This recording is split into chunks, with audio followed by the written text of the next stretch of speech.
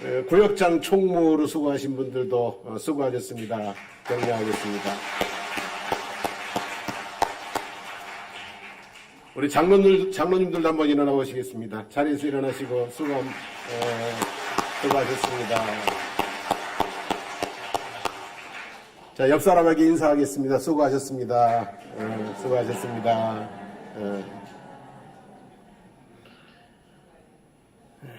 자, 한 해의 마지막 날이라고 그다지 다를 것은 없겠지만 잊을 것은 잊고 또 놓을 것은 놓고 새 마음으로 새해를 맞는다는 점에서 꽤 중요한 날이라고 생각을 합니다. 여러분, 인생에서 중요한 것은 무엇일까요? 인생의 길이일까요? 아니면 속도일까요? 내용일까요? 그렇죠. 얼마나 오래 사느냐보다, 얼마나 부지런히 사느냐보다 얼마나 올바르게 잘 사느냐가 중요한 것 같습니다. 그래서 오늘은 우리가 그리스도인으로서 한 해를 얼마나 잘 살았는지 혹은 잘 못 살았는지 돌아보는 시간이 되었으면 좋겠습니다.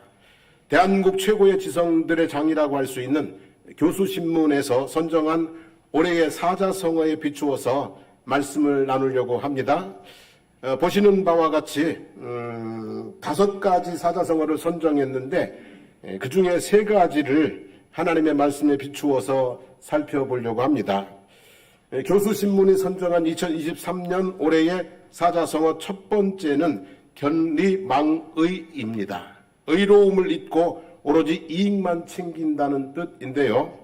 견리망의를 올해의 사자성어 후보로 추천한 김병기 전북대 명예교수는 지금 우리 사회는 견리망의 현상이 난무해 나라 전체가 마치 각자 도생의 싸움판이 된 것 같다.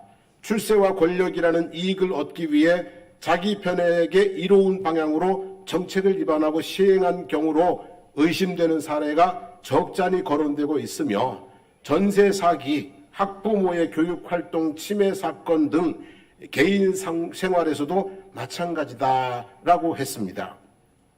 그리고 견리망의 현상은 사실은 어제 오늘 일만은 아닙니다. 그 뿌리는 에덴 동산에서부터 찾아볼 수 있는 것 같습니다.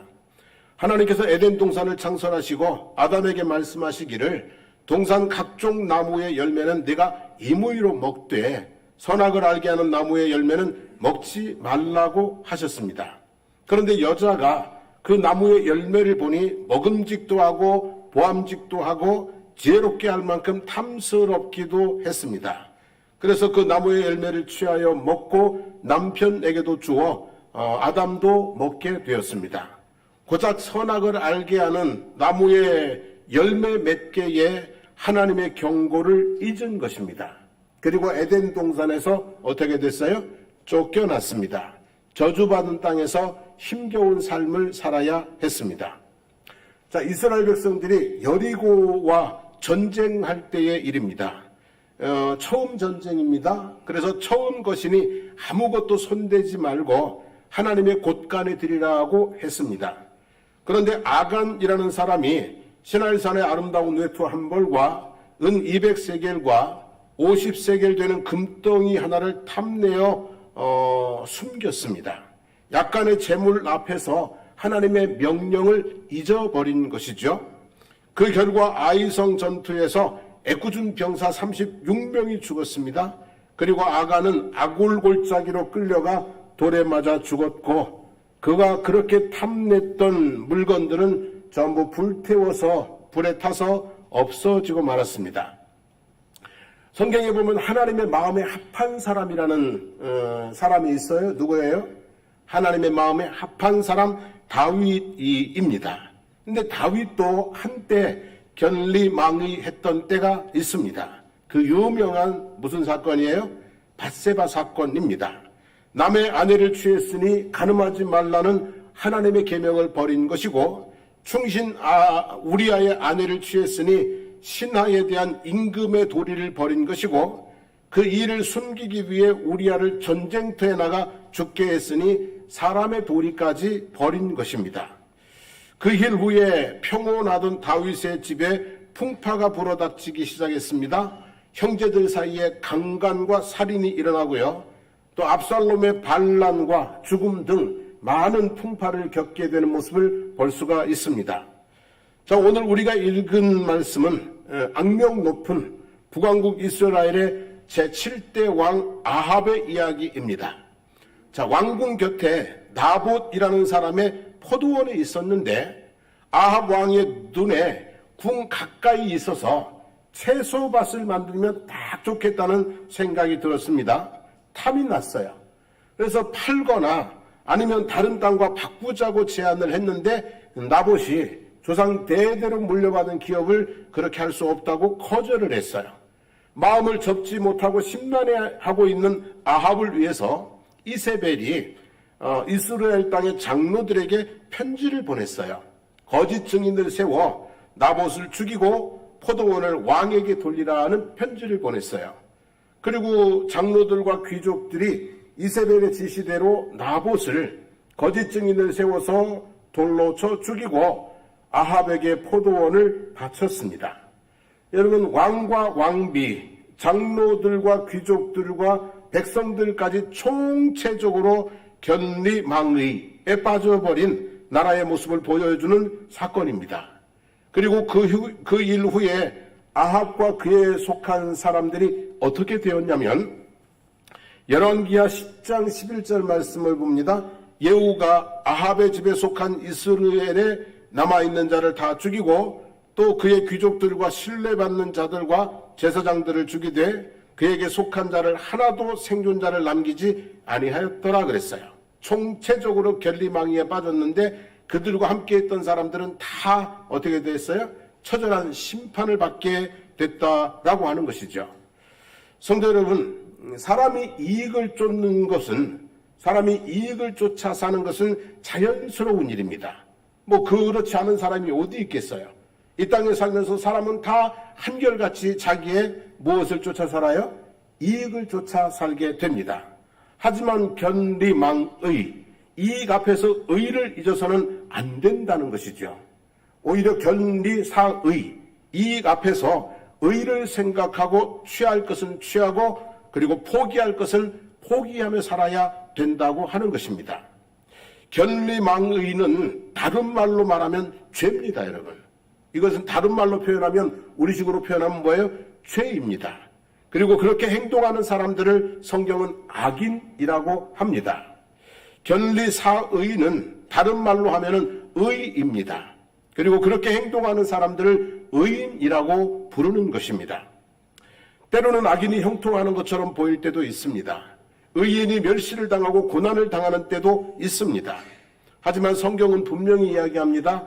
악인은 풀과 같아서 쉬 자라나 속히 배임을 당할 것이고 의인은 시냇가에 심은 나무 같아서 철을 따라 열매를 맺는다고 하십니다. 그리고 지금은 악인과 의인이 섞여 살고 있지만 마지막 때는 철저히 구분해서 심판하신다고 합니다. 그러니까 너희는 이 땅에 사는 동안에 여호와를 의뢰하고 선을 행하라. 그의 성실을 식물로 삼고 살아라. 이렇게 말씀하시는 겁니다. 그러므로 성도 여러분, 우리는 하나님의 계명, 사람의 도리, 그리고 신의를 잊고 이익을 쫓는 그런 세상 속에 살고 있지만 이익 앞에서 하나님의 계명, 사람의 도리, 지켜야 될 신의, 이런 것들을 생각하고 삶을 살아야 될 줄로 믿습니다. 견리망의가 아니라 견리사의의 삶을 살아야 된다는 것이죠. 자, 교수신문이 선정한 2023년 올해의 사자성어 두 번째는요, 여러분 잘 아는 사자성어예요. 적반하장입니다. 적반하장이 무슨 뜻인지는 알죠? 도둑이 도리어 매를 든다, 그런 뜻이에요. 이 사자성어를 추천한 사람은 이런 말을 했대요. 국제 외교 무대에서 비속어와 막말을 해놓고 기자 탓, 언론 탓, 무능한 국정 운영의 책임은 언제나 전 정부 탓, 언론 자유는 탄압하면서 기회만 되면 자유를 외쳐대는 자기 기만을 반성해야 한다라는 지적과 함께 이 적반하장이라는 단어를 추천했다고 합니다. 뭐 추천한 사람의 생각에 전적으로 동의하는 것은 아니지만 우리 사회 전반에 적반하장이 난무하는 것은 부인할 수 없는 우리의 현실인 것 같습니다. 이런 적반하장이 집에서도 있잖아요. 그죠? 집에서도 부부간에도 자기가 잘못해놓고 오히려 막 탓하고, 애들도 그러잖아요. 자기가 공부 안 해놓고 또 탓하고. 아무튼 이런 경우는 뭐 집에도 있고 회사에도 있고 정치판에도 있고 사회 전반에 만연하고 있는 현상인 것 같습니다. 그런데 견리망의와 같이 적반하장도 사실은 어제 오늘 일이 아닙니다. 그 뿌리를 어디서 찾아볼 수 있냐면 역시 에덴 동산에서 찾아볼 수가 있습니다. 아담과 하와가 선악을 알게 하는 나무의 실과를 먹었어요. 견리망의한 겁니다. 그리고 이제 하나님이 무서우니까 하나님의 소리를 듣고 나무 사이에 하나님의 얼굴을 피해서 동산 나무 사이에 숨었습니다. 그래서 하나님께서 물었어요. 내가 내게 먹지 말라 명한 그 나무 열매를 네가 먹었느냐라고 물었어요. 그랬더니 아담이 이렇게 대답했어요. 한번 읽어볼까요? 하나님이 주셔서 나와 함께 있게 하신 여자 그가 그 나무 열매를 주므로 내가 먹었나이다 그랬어요. 사실은 이때는 어떻게 했어야 돼요? 네가 먹었냐 그랬을 때 아담이 어떻게 됐어야 돼요? 아이고 하나님 죽을 죄를 졌습니다. 무릎 꿇고 그냥 싹싹 빌고 한 번만 뭐 해달라고요? 살려달라고 용서해달라고 그랬어야 되는 거예요. 근데 하는 말이 하나님이 주셔서 함께 있게 하신 그 여자 때문에 먹었다는 거예요. 결국 누구 때문에 먹었다는 얘기예요 그러면? 그죠? 하나님 때문에 하나님이 그 여자를 주셔서 그 여자가 먹으라고 해서 먹었다는 거죠. 결국 누구 탓을 하고 있는 거예요 지금? 하나님 탓하고 있는 거죠. 이런 경우를 우리 옛날 어른들은 뭐라고 말했냐면 적반하장도 유분수지 그랬어요. 지금 아담이 하나님 앞에 적반하장도 유분수지 그런 상황이 벌어져 있는 것을 보게 되죠. 여러분 도둑이 도둑질을 하다가 들켰으면 어떻게 해야 돼요? 도둑질을 하다가 들켰으면은요 부끄러워야지요. 도둑으로 사는 것이 잘못했다고 빌어야죠. 아니면은 날쌔게 뭐 해야 돼요? 도망을 가야죠. 그런데 몽둥이를 들어서 주인을 때리고 그러면 뭐가 되는 거예요? 도둑이 강도가 되는 거죠. 칼을 들어서 주인을 찌르면 뭐가 되는 거예요? 날강도가 되는 거죠. 잘못하면 뭐가 돼요? 살인자도 되는 거죠. 사람이 잘못을 했으면 뭐 해야 돼요? 부끄러워해야죠. 회개해야지요. 그런데 그렇지 못한 경우들이요 상당히 많이 있어요. 그냥 오히려 자기가 잘못해놓고 화를 내고 책임을 피하기 위해서 남 탓을 하고 죄를 덮기 위해서 또 다른 거짓과 악을 행하는 경우들이 참 생각 밖으로 많이 있잖아요, 여러분. 사람은 잘못할 수 있어요. 그런데 그 다음이 중요한 것입니다. 다윗이 우리아의 아내 밧세바를 취했습니다. 간음을 한 거잖아요, 그죠? 그리고 그 잘못을 덮으려고 하다가 충신 우리아를 전쟁터에 보내서 죽게 했습니다. 살인자가 되었어요. 근데 다윗은 여기까지였습니다. 다윗은 잘못을 했는데요, 여기까지였습니다. 하나님께서 나단 선지자를 불렀어요. 다윗이 지금 이렇게 죄를 지었다. 네가 가서 다윗을 좀 경고하고 좀 돌이키게 해라. 그래서 나단 선지자를 보냈어요. 나단 선지자의 얘기를 책망을 듣고서 다윗이 어떻게 했냐면 내가 여호와께 죄를 범하였노라 그랬어요. 자기 잘못을 뭐 한 거예요? 인정한 거예요. 간음죄, 살인죄, 아무튼 자기가 잘못한 죄에 대해서 인정한 거예요. 내가 여호와께 죄를 범하였노라 인정했어요. 그리고 시편 6편 6절에 보면 내가 탄식함으로 피곤하여 밤마다 눈물로 내 침상을 띄우며 내 요를 척신하이다 그랬어요. 눈물로 뭐 했어요? 몇 날 며칠을 눈물로 회개를 했어요. 시편 51편 1절에 보면 하나님이여 주의 인자를 따라 내게 은혜를 베푸시며 주의 많은 긍휼을 따라 내 죄악을 지워주소서라고 하나님 앞에 간절히 뭘 구했어요? 용서를 구했어요. 한마디로 뭐냐면 죄를 짓기는 했어요. 그런데 철저히 뭐 했다는 얘기예요? 회개했다는 겁니다. 그래서 하나님께서 다윗의 죄를 벌하기는 했지만 다윗을 버리지는 않으셨어요. 가정 풍파를 겪게는 하셨지만 그 집을 멸하지는 않으셨어요. 여전히 다윗과 그 집이 하나님의 은혜 안에 건재할 수 있도록 은총을, 용서를 베풀어 주셨던 거죠. 자, 오늘 본문의 아합 왕도 비슷한 얘기예요. 견리망의 해서 나봇의 포도원을 취했어요. 그죠? 이 정말 돌을 버리고 백성들을 죄 가운데 몰아넣어서 나봇의 포도원을 취했어요. 그래서 하나님께서 엘리야 선지자를 부르셔가지고, 엘리야야, 네가 나 아합한테 좀 가서 그에게 이 심판의 메시지를 선포하라고 그랬어요.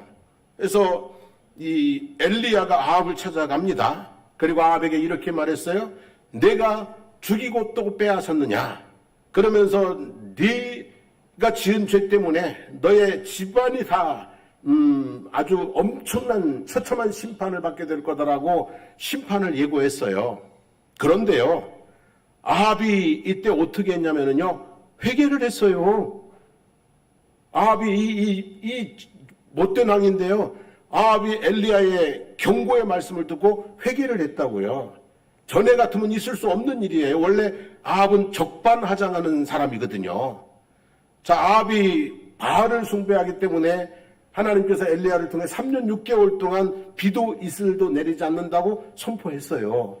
그리고 3년 6개월 동안 실제로 비도 이슬도 내리지 않아서 백성들의 삶이 도탄에 빠져 있었거든요. 3년 6개월 만에 엘리야가 아합 앞에 딱 나타났더니 하는 말이, 아합이 엘리야에게 뭐라고 그랬냐면 이스라엘을 괴롭게 하는 자요 그랬어요. 자, 이스라엘을 괴롭게 하는 자는 누구예요? 자기잖아요. 자기가 바알을 숭배하고 정의를 버리고 불의 가운데 있고 죽이고 빼앗고 이러면서 하나님 앞에 심판이 임한 거거든요. 근데 이스라엘을 괴롭게 하는 자는 자기인데 오히려 엘리야 보고 하는 말이 이스라엘을 괴롭게 하는 자요 그랬어요. 그러니까 아합은 원래 어떤 사람이에요? 적반하장이 특기인 사람이에요. 근데 이번에는 어떻게 된 일인지 말이죠. 회개를 했어요. 자, 열왕기상 21장 27절입니다. 아합이 이 모든 말씀을 들을 때에 그의 옷을 찢고 굵은 배로 몸을 동이고 금식하고 굵은 배에 누우며 또 풀이 죽어 다니더라 그랬어요. 아합이 뭘 했다는 얘기예요? 회개했다는 얘기예요.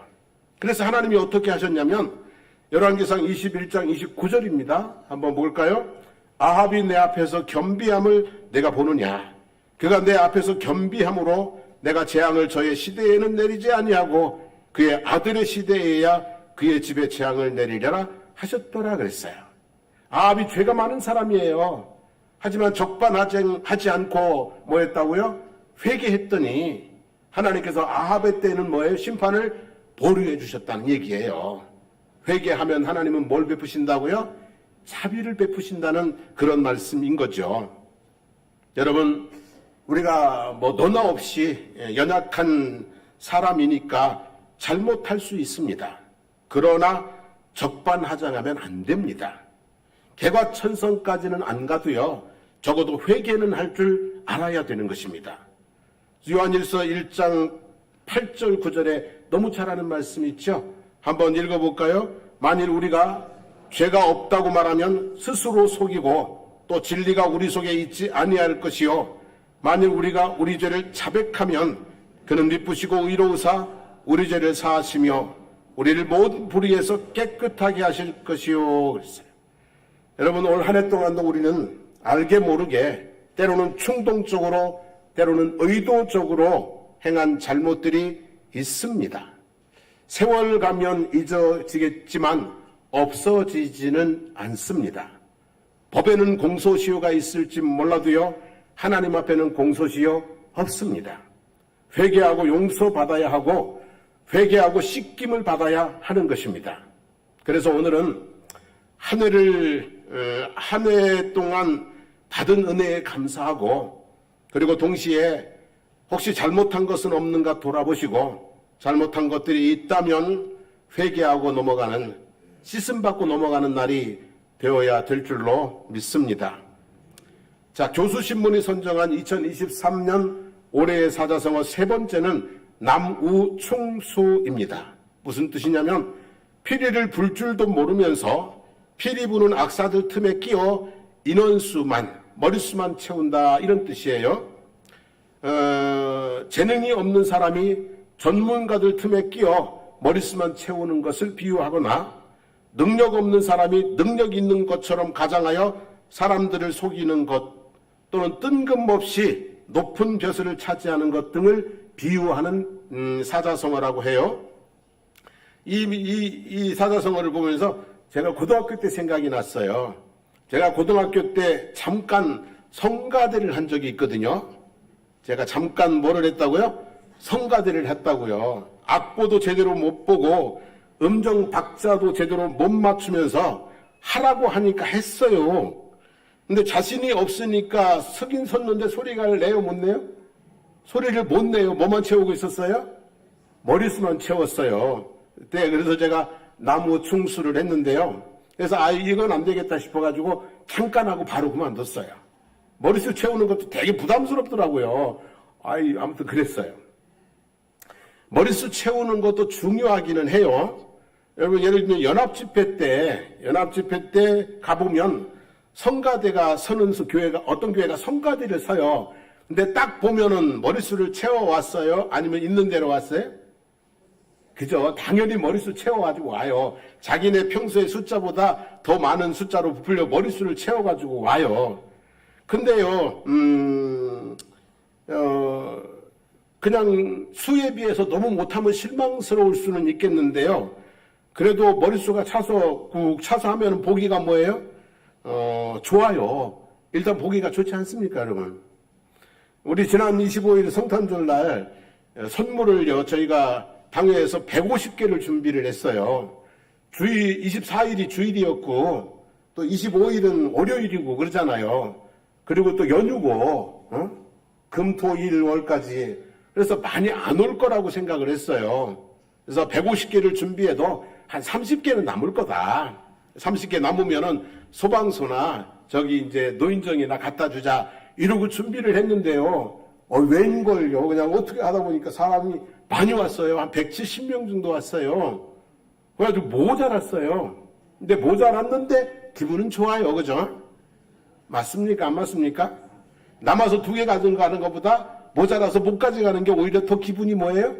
좋죠. 그죠? 여러분, 사람이 많이 모이면 일단 좋은 거예요. 보기 좋고 기분 좋고 좋은 거잖아요. 그죠? 그래서 우리가 내년에는 부지런히 전도해서 좀 많이 모이기를 원합니다. 왜 이럴 때는 아멘을 안 해요? 참 부담되는 말을 다 입을 닫더라 아들. 내년에는 부지런히 전도해서 그냥 많이 모여서 항상 이렇게 북적북적한 교회가 되었으면 좋겠어요. 그리고 하나님의 성전에 한 머릿수가 된다는 것은요, 이거 대단히 귀한 은혜예요. 에? 하나님의 성전에 한 머릿수가 되는 것은요, 국회의원 머릿수 하나 되는 것보다 귀한 거예요. 국회의원 머릿수 된다고 구원받는 건 아니잖아요. 성전의 머릿수가 돼야 뭘 받는 거예요? 구원받는 거잖아요. 대단히 귀한 거예요, 여러분. 여기서 그냥 숫자 하나 채우는 것 자체도 너무 귀하고 귀한 은혜예요. 하지만 머릿수만 채우는 것보다는 제대로 역할을 하고 교회를 다니면 더 좋지 않겠어요?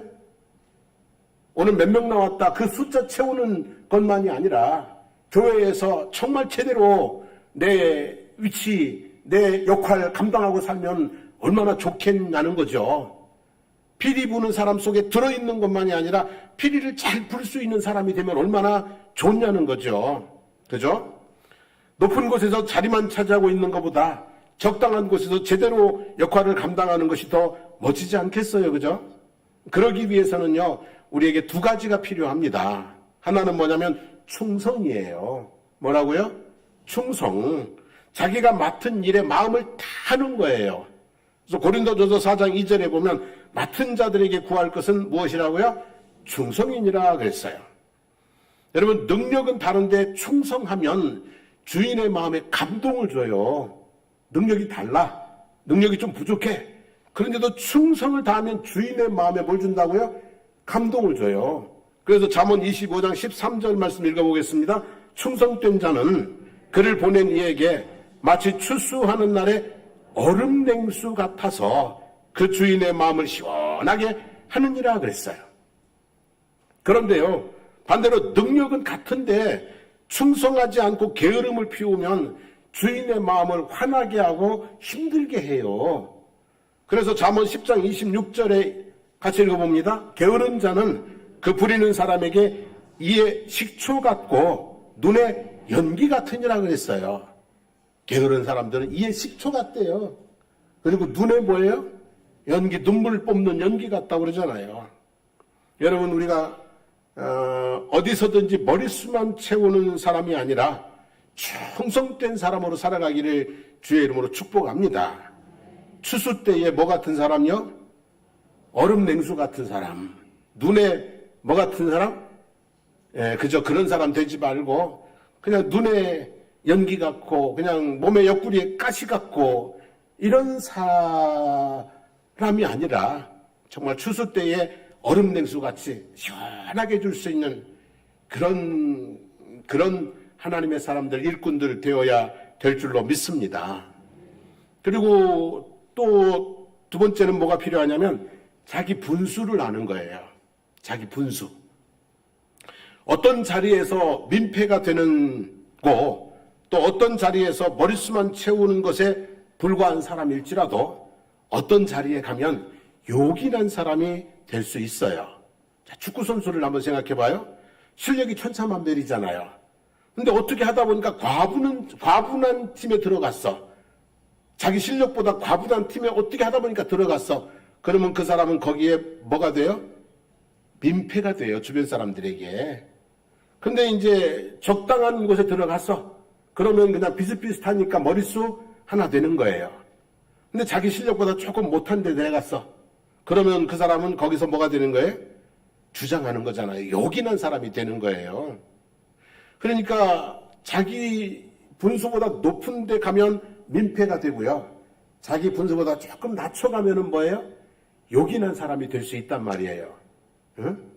그런데 사람들은 자꾸 높은 자리를 탐합니다. 과분한 자리를 거절하지 못합니다. 낮은 자리를 회피합니다. 그래서 성경은 이렇게 얘기를 합니다.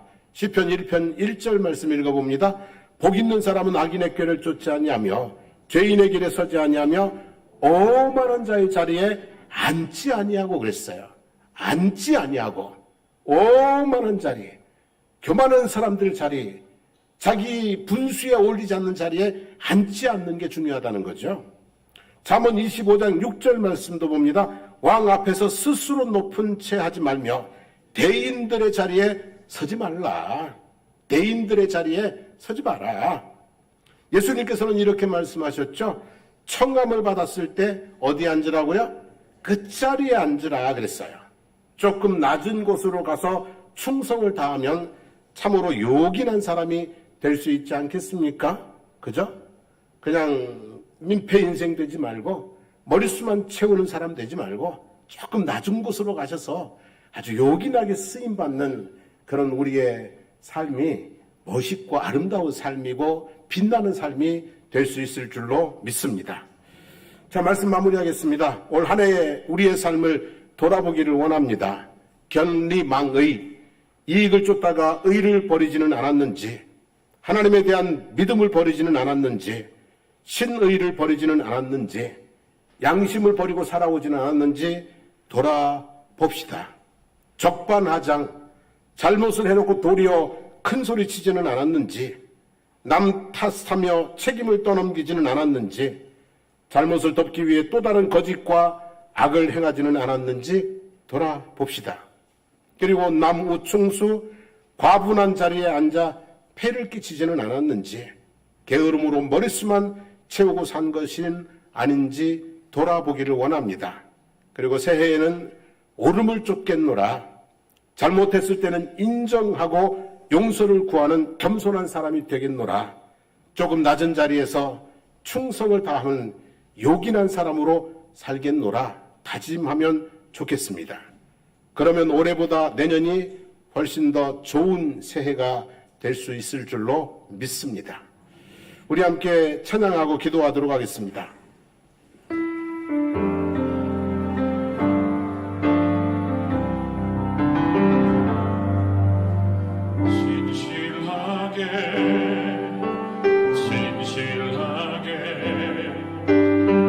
거룩하게 살게 하소서. 진실하게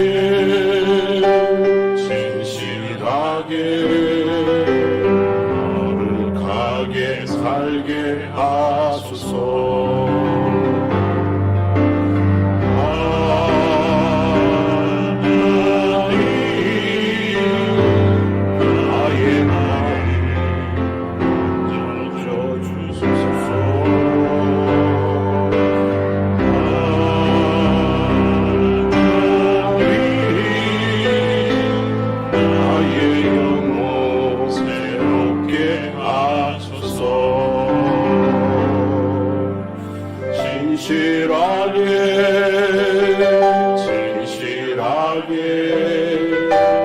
거룩하게 살게 하소서. 진실하게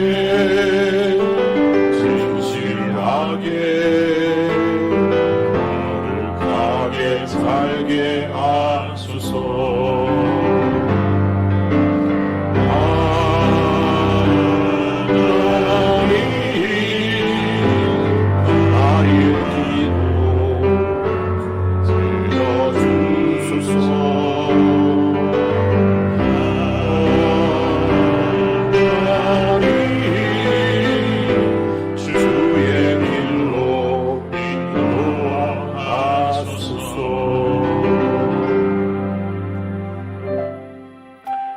한번 돌아보기를 원합니다. 한 해 동안 하나님의 뜻을 잊고 사람의 도리를 잊고 신의를 잊고 양심을 잊고 살아온, 이익만 추구하고 살아오진 않았는지, 그러면서도 회개할 줄 모르고 적반하장하고 탓하고 그렇게 살아오지는 않았는지, 내게 주어진 한 해 동안의 삶을 충성되게 성실하게 잘 살아왔는지 한번 돌아보기를 원합니다.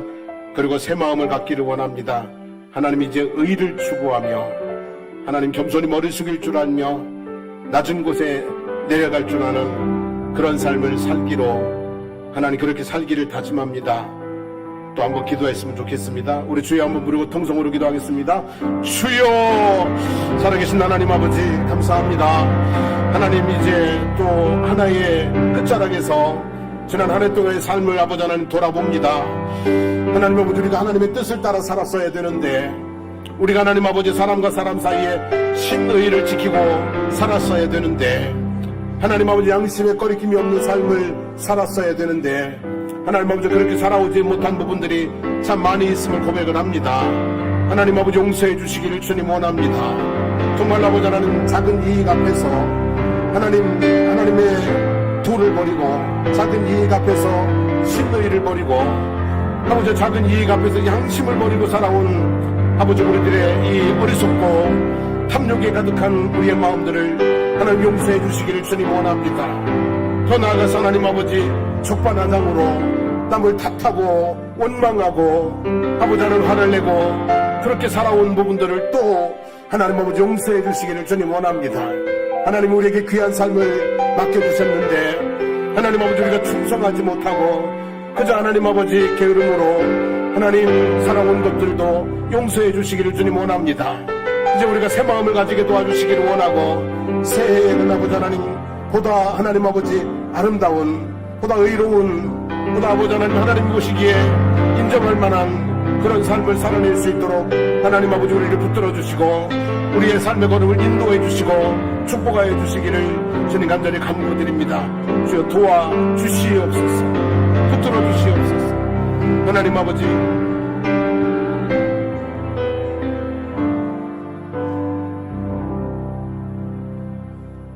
하나님 지난 한 해를 돌아봅니다. 그리고 하나님 앞에 진솔하게 회개합니다. 하나님의 백성으로 하나님의 도를 따라 살았어야 되는데, 하나님, 우리가 사람으로서 신의를 지키고 양심을 따라 살았어야 되는데, 하나님, 그렇게 살아오지 못한 이익만을 쫓아 살아간 모습들을 용서해 주시기를 원합니다. 잘못했으면 용서를 구해야 되는데 오히려 화를 내고 탓을 하고 거짓으로 또 포장하고 그랬던 어리석음에 또 어리석음을 범한 저희들 용서하여 주시기를 원합니다. 하나님, 이제 우리에게 진실한 마음을 주시고 신실한 삶을 살아갈 수 있도록 성령의 능력으로 우리를 붙들어 주시기를 원합니다. 아버지, 감당치 못할 자리를 탐하기보다 낮은 곳에 가서 좀 더 신실한 삶으로 말미암아 하나님이 요긴하게 쓰임받는 저희들 한 사람 한 사람 다 될 수 있도록 주님 인도해 주시고 붙들어 주시고 세워 주시기를 원합니다. 이제 한 해 동안 우리의 모든 죄와 허물들을 씻어 주시기를 원합니다. 새해에는 더 멋진 사람으로, 더 멋진 그리스도인으로 살아갈 수 있도록 성령의 능력을 저희들에게 부어 주시옵소서. 오늘도 주님의 이름으로 선포합니다. 나사렛 예수 그리스도의 이름으로 선포하노니 성도들의 몸속에 있는 모든 질병과 고통은 떠나갈지어다. 그 마음과 영혼 속에 있는 어둠의 영들 떠나갈지어다. 삶을 짓누르고 있는 무거운 짐들 풀려질지어다. 예수 그리스도 안에서 영혼이 잘됨과 같이 범사가 잘되고 강건하는 삶을 살 수 있도록 축복하여 주시옵소서.